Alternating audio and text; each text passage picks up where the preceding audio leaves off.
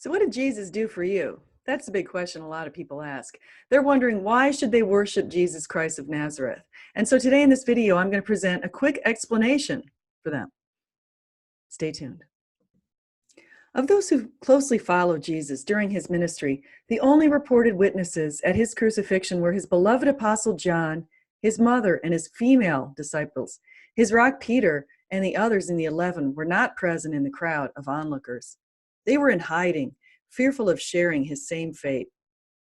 Who could blame them? The cross was one of the most painful and humiliating means of torture, punishment, and death, which had been used by the Persians and then perfected by the Romans between 6th century BC and the 4th century AD, when Constantine abolished the practice. The cross was a symbol of humiliation and excruciating pain in those days, not the symbol of forgiveness, as it is known today. The word excruciating comes from the word crucifixion.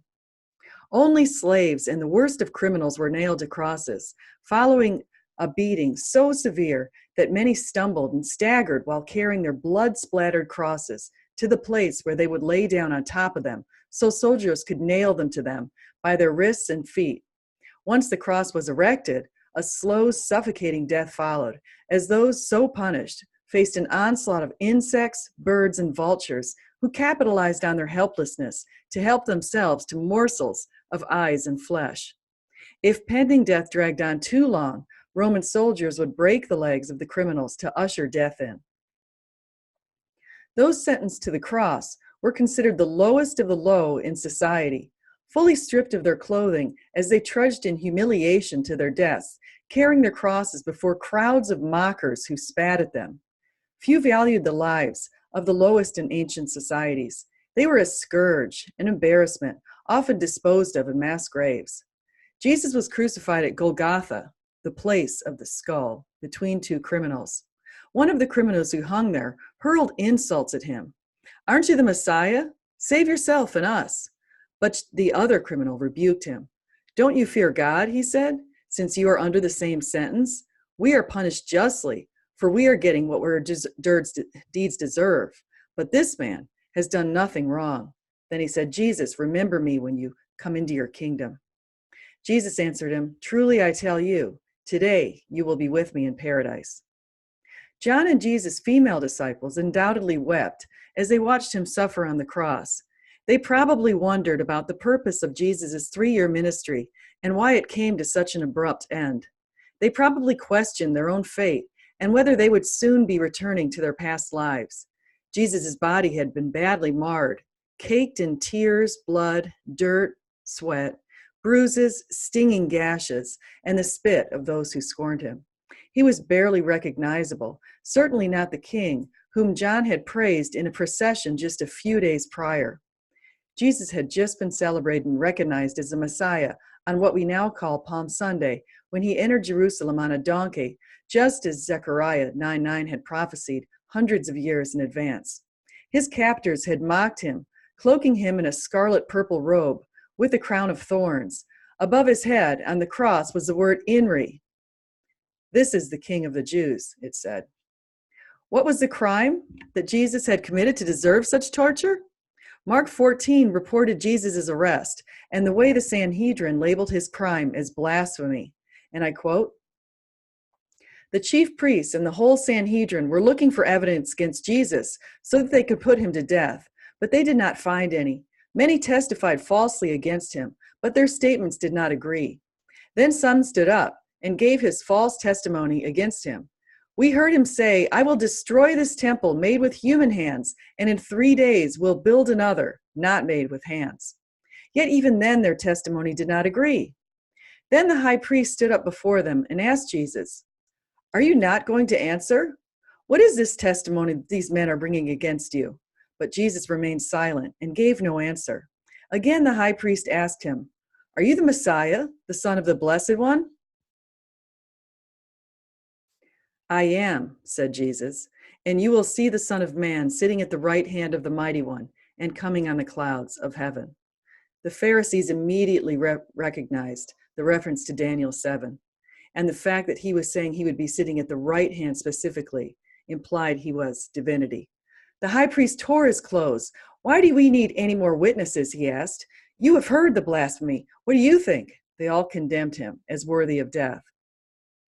And what did Jesus do?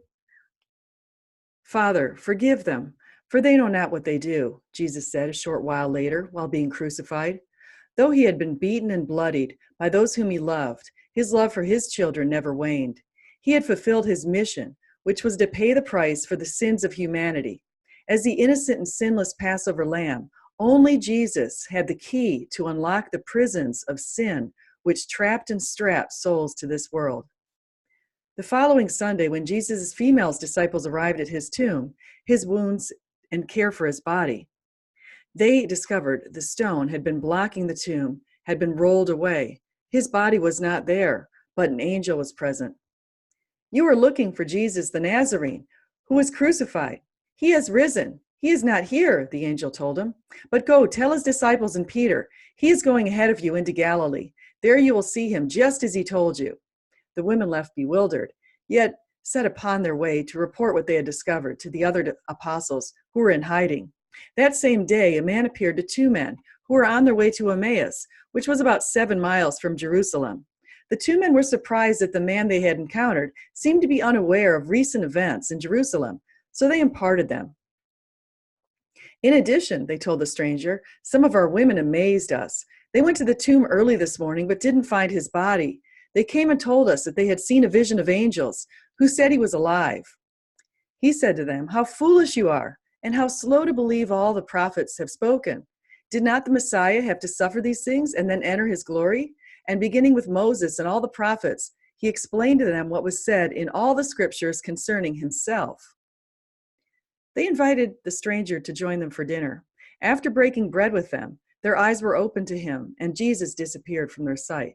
They asked each other, were not our hearts burning within us while he talked with us on the road and opened the scriptures to us? This is the story of Jesus of Nazareth, whose impact on the world is second to none and no less than miraculous. How did the son of a carpenter and his lowly disciples, fishermen, tax collector, a tent maker, and others from an obscure society in the ancient Near East turn the world upside down? With God, nothing is impossible. Christianity has been a boon to the world. Gone are the days when the vast majority in the world treated lower classes as lesser humans. Gone are the days when prisoners of war were marched into the Colosseum to be mauled by hungry lions and dogs, to the roaring cheers of the masses. Gone are the days when infant females were routinely left in the streets to die from exposure, or to be retrieved and put into prostitution. Christianity has changed the world. The rest of this video will detail why Christianity matters by talking a little bit about some fulfilled prophecies. In 1947, an Arab shepherd stumbled upon the Dead Sea Scrolls in Qumran cave in the Judean desert. The Dead Sea Scrolls are a compilation of the books of the Old Testament by Jewish preservers that remained remarkably preserved for 2,000 years. They contain 15,000 fragments from 500 different texts, including 19 copies of Isaiah, 25 copies of Deuteronomy, and 30 copies of Psalms. Given the authenticity and dating of the Dead Sea Scrolls, would it not be enlightening if we had any evidence in the Dead Sea Scrolls that pointed to Jesus? Well, we do. In fact, we have well over 300 prophecies in the Old Testament and in the Dead Sea Scrolls, which Jesus fulfilled. One of the best examples is Isaiah 53. In Acts 8, 6-35, we read about a passage from Isaiah from the New Testament. A quote, now an angel of the Lord said to Philip, go south to the road, the desert road, that goes down from Jerusalem to Gaza. So he started out, and on his way, he met an Ethiopian eunuch, an important official in charge of all the treasury of the Kandake, which means the queen of the Ethiopians. This man had gone to Jerusalem to worship, and on his way home was sitting in his chariot reading the book of Isaiah the prophet. The Spirit told Philip, go to that chariot and stand near it. Then Philip ran up to the chariot and heard the man reading Isaiah the prophet. Do you understand what you are reading? Philip asked. How can I? He said, unless someone explains it to me. So he invited Philip to come up and sit with him. This was the passage, the scripture the eunuch was reading.